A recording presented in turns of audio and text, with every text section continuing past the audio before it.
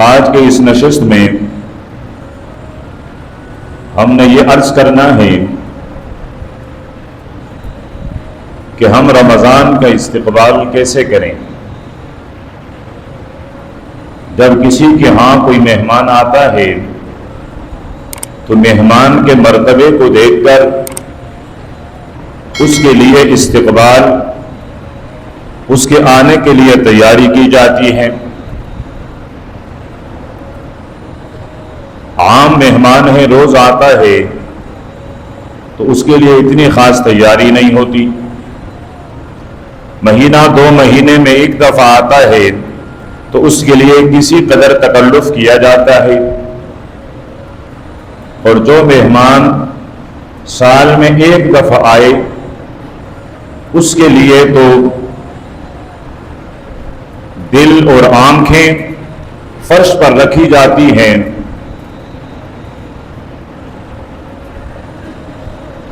اب ہمارے زندگیوں میں رمضان سال میں ایک دفعہ آتا ہے تو اس سال بھر میں ایک دفعہ آنے والے مہمان کا استقبال، ترحیب، خوش آمدید، مرحبا، بخیر آلے، ہم اس کو کیسے کریں؟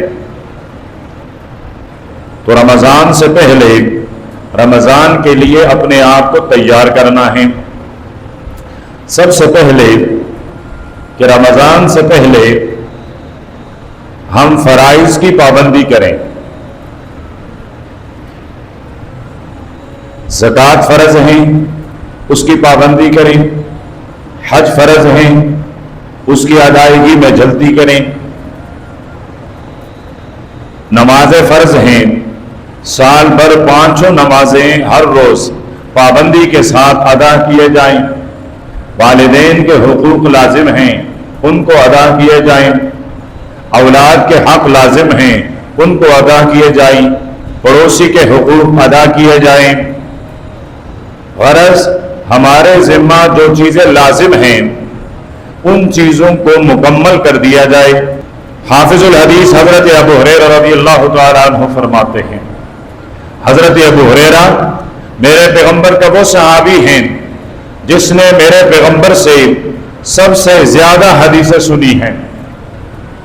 آج مجھ اور آپ تک جو پیغمبر کے احادیث پہنچے ہیں ان میں 4000 سے زائد احادیث تنہا اکیلے حضرت ابو ہریرہ کی روایت کردہ ہے۔ خیبر کا موقع ہے، سن 7 ہجری ہے، حضرت ابو ہریرہ اسلام کے دامن رحمت سے وابستہ ہیں، اور سن 10 ہجری میں اللہ کے پیارے پیغمبر نے دنیا سے پردہ فرمایا ہے۔ ملے ہیں ان کو 3 سال، لیکن ان 3 سالوں میں کوئی ایک ساعت بھی ضائع نہیں کی۔ پیارے پیغمبر کے دامن مبارک سے چمٹے رہیں، اور اللہ کے پیارے پیغمبر فرماتے رہیں، ابو ہریرہ اپنے سینے میں محفوظ کرتے رہے۔ تو یہ ابو ہریرہ فرماتے ہیں کہ 5 نمازیں انسان کے سیئات کے لیے مکفرات ہیں۔ آپ نے فجر کی نماز پڑھی، فجر کی نماز سے لے کر ظہر کی نماز تک آپ سے چھوٹے چھوٹے گناہ ہوئے ہیں۔ جب آپ ظہر کی نماز پڑھیں گے تو فجر سے لے کر ظہر تک جو چھوٹے گناہ آپ سے سرزد ہوئے ہیں، ظہر کی نماز کی برکت سے اللہ پاک ان کو مٹھا دیں گے، ختم کر دیں گے۔ پھر عصر کی نماز کے دوران درمیان میں آپ سے جتنی خطائیں ہوئی ہیں، آپ عصر کی نماز پڑھیں گے تو ظہر سے لے کر عصر تک جو چھوٹے چھوٹے گناہ آپ سے ہوئی ہیں وہ گناہیں اللہ پاک معاف فرما دیں گے۔ پھر آپ مغرب کی نماز پڑھیں تو عصر سے لے کر مغرب تک جو آپ کے سیئات اور گناہیں ہیں وہ اللہ پاک مٹھا دیں۔ پھر آپ عشاء کی نماز پڑھیں تو مغرب سے عشاء تک، اور جب آپ فجر کی نماز پڑھیں تو رات بھر آپ سے جو چھوٹے گناہ ہوئے ہیں وہ گناہ اللہ پاک معاف فرما لیتے ہیں۔ تو ایک نماز اس سے پہلے والے نماز کے درمیان جتنے عرصے میں کی گئی چھوٹے گناہ ہیں اس کو بخش دیتا ہے اور معاف کر لیتا ہے۔ آج ہم نے جمعے کی نماز پڑھی، آئندہ جمعے کی نماز بھی ہمیں نصیب ہوئی، تو اس پورے ہفتے میں جو چھوٹے چھوٹے گناہ ہم سے ہوئی ہیں، اللہ پاک جمعے کی برکت کی وجہ سے ان تمام چھوٹے گناہوں کو معاف فرما لیتے ہیں۔ اپنے طرف سے نہیں عرض کر رہا، میرے پیغمبر کی حدیث ہیں، راوی ہیں حضرت ابو ہریرہ رضی اللہ تعالی عنہ۔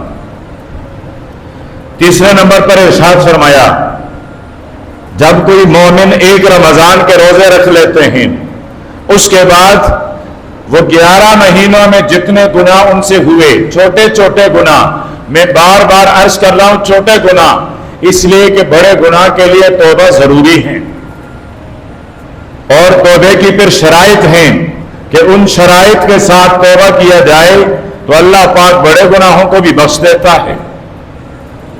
بڑے گناہوں میں سب سے بڑا گناہ اللہ کے ساتھ شریک ٹھہرانا ہے، لیکن بندہ اگر اس سے بھی توبہ کر لے اللہ اسے بھی معاف کر لے۔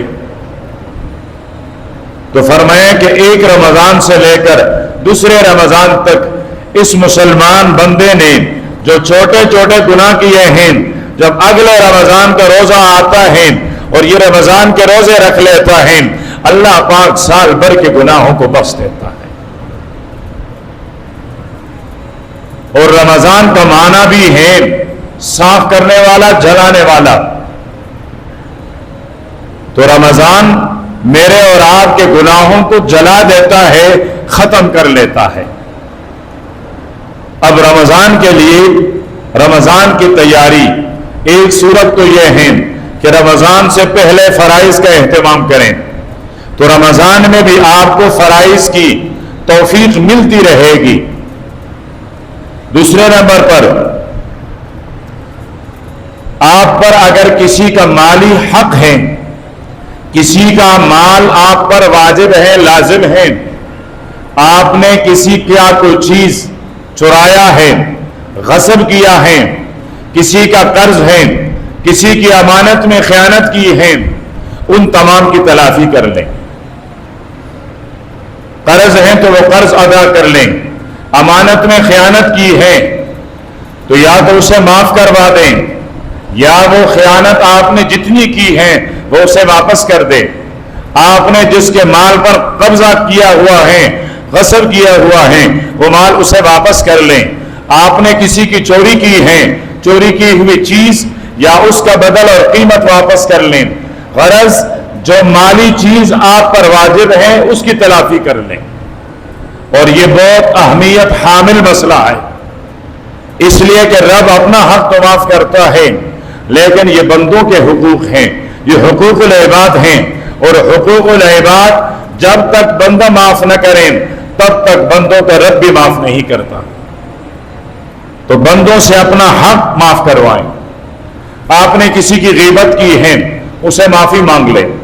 آپ نے کسی پر الزام لگایا ہے، آپ نے کسی پر بہتان باندھا ہے، تو اس کی تلافی، اسے معافی مانگ لیں، ورنہ قیامت کے دن آپ کے نیکیاں اس کے عمل نامے میں ڈال دی جائے گی، اس کے ترازو میں ڈال دیے جائیں گے۔ اور ایک وقت ایسا آئے گا کہ آپ نے جس کی غیبت کی ہے، آپ نے جس پر بہتان باندھا ہے، آپ نے جس کو اذیت پہنچائی ہے، اس کے گناہ آپ پر ڈال دیے جائیں گے۔ حشر کے میدان میں ایک بندہ آئے گا، اللہ کے نبی نے فرمایا تمہیں پتہ ہے مفلس کون ہے، غریب کون ہے؟ فرمایا اللہ کے پیغمبر کوئی نہیں جانتا۔ غریب سب کو معلوم ہے، کون ہے؟ من لا مال لہ ولا متاع لہ، جن کے پاس کوئی مال نہیں، جن کے پاس کوئی متاع نہیں، وہ غریب ہیں؟ فرمایا نہیں، یہ غریب نہیں ہے۔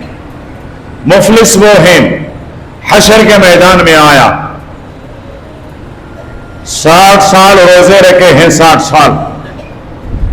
سالوں کے روزے لے کر آیا، 60 سالوں کے نمازیں لے کر آیا، 60 سال غنی تھا، زکوٰۃ ادا کیا ہوا ہے، 60 سال ہر سال حج اس نے کیا ہے، ہر سال 2 اور 4 عمرے کیے ہیں، ہر سال لوگوں کے لیے خیرات اور دعوت بھی کیا کرتا تھا، مال خرچ کرتا تھا، اور 5 نمازیں پابندی سے پڑھنے کے باوجود نوافل بھی تہجد بھی پڑھا کرتا تھا، اس کے پاس نیک اعمال ایک ڈیر لگا ہوا ہے، پہاڑ کے پہاڑ لے کر آیا، میزان کے پاس حاضر ہو رہا ہے، ترازو کے پاس حاضر ہو رہا ہے۔ اتنے میں اللہ کا ایک بندہ اللہ کے دربار میں آ کر عرض کرتا ہے، اے اللہ آپ مجھ سے انصاف فرمائیں گے؟ اللہ فرمائیں گے ہاں۔ فرمائے آج میرے اوپر ظلم نہیں کیا جائے گا؟ اللہ پاک فرمائیں گے ہاں بندے تیرے اوپر کوئی ظلم نہیں ہوگا۔ میرا اگر کسی اوپر حق ہے، میرا حق مجھے پورا پورا دلایا جائے گا؟ اللہ پاک فرمائیں گے ہاں بندے پورا پورا دلا دیا جائے گا۔ عدل اور انصاف کا دربار ہے، کسی پر ظلم نہیں ہوگا۔ پھر یہ عرض کرے گا، اے اللہ اس بندے نے میرا مال کھایا ہے، اس نے میرا مال غصب کیا ہے، اس نے میرے مال کی چوری کی ہے۔ اللہ پاک فرمائیں گے کیا کیا جائے؟ آج تو یہ مال دے گا، میں مال نہیں لوں گا، مجھے آج مال کی ضرورت نہیں۔ آج یہ مجھے دے گا تو اس چوری اور غصب شدہ مال کے بدلے میں مجھے نیکیاں دے گا۔ اللہ پاک اتنی نیکیاں اٹھا کر اس بندے کو دے دے گا۔ دوسرا بندہ آ کر عرض کرے گا، اے میرے رب اس نے مجھے مارا تھا، میرے اوپر ظلم کیا تھا، اللہ پاک اتنی نیکیاں اٹھا کر اسے دے دے گا۔ تیسرا بندہ آئے گا، وہ عرض کرے گا اس بندے نے مجھے برا بھلا کہا تھا، میری بے عزتی کی تھی، مجھے گالی دی تھی، اللہ پاک اتنی نیکیاں لے کر اس پر ڈال دیں گے۔ کرتے کرتے یہ جو پہاڑوں کے برابر نیکیاں لے کر آیا تھا ختم ہو جائے گا، ساری نیکیاں ختم ہو گئی۔ تقاضا کرنے والے بندے اب بھی موجود ہیں، اللہ پاک علم کے باوجود پوچھتے ہیں، بندو اب کیا چاہتے ہو؟ اس کے پاس تو نیکیاں ختم ہو گئی، اب کیا لو گے؟ یہ بندے عرض کریں گے، ربا اب ہمارے گناہ اٹھا کر اس پر ڈال دیے جائیں، تو اب جتنے اس نے نقصان کیا ہے اتنا اتنا گناہ اٹھا کر اس پر ڈال دینا شروع کر دیا جائے گا۔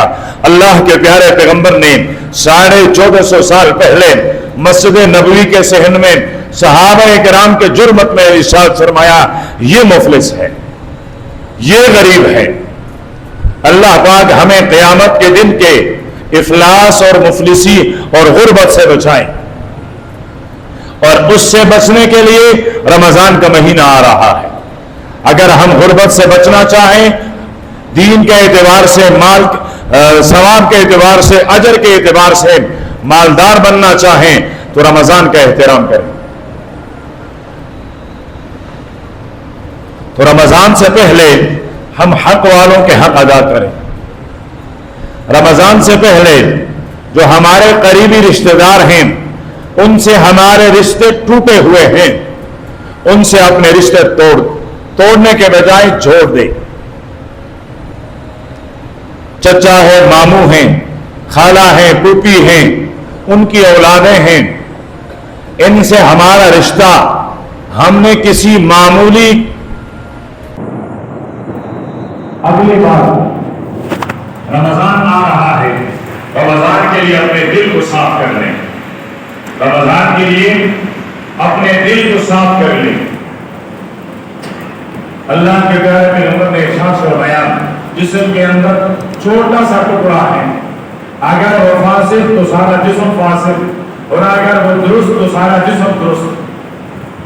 اور اللہ کے نبی نے ارشاد فرمایا، الا وہی القلب، وہ چھوٹا سا ٹکڑا وہ دل ہے،